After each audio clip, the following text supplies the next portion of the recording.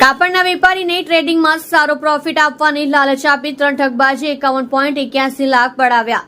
આરોપીઓ વિરુદ્ધમાં 71 ગુના દાખલ. રિંગ રોડ પર આવેલા ઇન્ડિયા માર્ટમાં કાપડનો વેપાર કરતા વેપારીને સાયબર ફ્રોડ કરતી ટોળકીએ USDTમાં સારો પ્રોફિટ આપવામાં આવશે તેવી લાલચ આપી હતી, જેમાં ટ્રેડિંગ અને રૂપિયા ઉપાડવામાં અલગ અલગ ચાર્જ પેટે ટુકડે ટોળકીએ રૂપિયા 51.81 લાખ પડાવી લીધા હોવાની ફરિયાદ સાયબર ક્રાઇમ પોલીસ મથકમાં નોંધાઈ હતી. પોલીસે આ કેસમાં પોતાના ખાતાનો ઉપયોગ કરવા આપતા અમદાવાદના 3 ઠગબાજને ઝડપી લીધા હતા, જેમાં 2 જણાની સામે આ જ પ્રકારના ગુના કરીને ઠગાઈની દેશભરમાં 71 જેટલી ફરિયાદો નોંધાઈ છે. યુવતીઓ વેપારીને જાળમાં ફસાવ્યો. સાયબર પોલીસ મથક પાસેથી મળતી માહિતી મુજબ રાંદેર પાલનપુર જકાતનાકા ખાતે આવેલ નક્ષત્ર સોલિટેરી એપાર્ટમેન્ટમાં રહેતો ગૌરવ આંબવાની રિંગ રોડના ઇન્ડિયા માર્ટમાં પ્રિઝમ ટેક્સટાઇલના નામથી કાપડનો વેપાર કરે છે. થોડા સમય અગાઉ ફેસબુક પર તેનો સંપર્ક રૂપાલી નામની એક યુવતી સાથે થયો હતો. તેણે ફોન પર એવી વાતો કરી હતી કે તમે જો USDT ટ્રેડિંગમાં ઇન્વેસ્ટમેન્ટ કરશો તો ઘણો સારો નફો મળશે. ગૌરવ આંબવાની રિંગ રોડના ઇન્ડિયા માર્ટમાં પ્રિઝમ ટેક્સટાઇલના નામથી કાપડનો વેપાર કરે છે.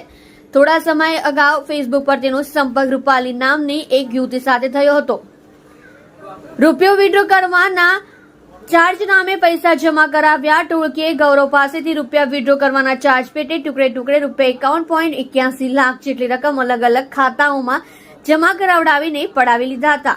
આ બાબતે સાયબર ક્રાઇમ પોલીસે ગુનો નોંધીને આગળના કેસમાં 22 વર્ષીય યશ દશરથ ભગવાનદાસ પંચાલ જે વાયરિંગ કરે છે અને રહેઠાણ માધવ કોમ્પ્લેક્સ મેજિલ મસાલા હોટલ પાસે રિંગ રોડ વસ્ત્રાલ અમદાવાદ મૂળ રહેઠાણ ગઢમડડાના ડીશા બનાસકાંઠા તેમજ 50 વર્ષીય રાજેશ બંચુભાઈ વઘાસિયા જે રત્ન કલાકાર છે અને તે રહેઠાણ શ્રીરામ હાઇટ્સ નરોડા GIDC અમદાવાદ મૂળ રહેઠાણ ઉના ગીર સોમનાથ તેમજ 32 વર્ષીય સની મહેન્દ્ર યાયકુવાર જે ડ્રાઈવર છે અને રહેઠાણ દેવનંદન પાર્ક અંકુર ચોકડી નરોડા અમદાવાદને ઝડપી લીધા હતા. 30,000 જેટલું કમિશન લેતા હતા. આ 3 જણાએ કમિશનની લાલચમાં પોતાના ખાતાનો ઉપયોગ કરી સાયબર ક્રાઇમ કરતી ટોળકીને કરવા દેતા હતા. યશ પંચાલ સામે આંધ્રપ્રદેશ, આસામ, છત્તીસગઢ, દિલ્હી, ગુજરાત, હરિયાણા, હિમાચલ પ્રદેશ, કર્ણાટક, કેરળ, મધ્યપ્રદેશ, મહારાષ્ટ્ર, ઓડિશા, રાજસ્થાન અને તમિલનાડુ, તેલંગાણા મળીને કુલ 58 જેટલા ગુના નોંધાયા છે.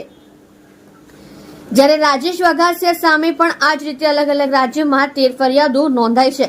એક લેવડ દેવડમાં રૂપિયા 30,000 જેટલું કમિશન લેતા હતા. સત્ય માટે હંમેશા સત્યની સાથે જોડાઈ રહો. આર સુરત ન્યૂઝ ચેનલની સાથે.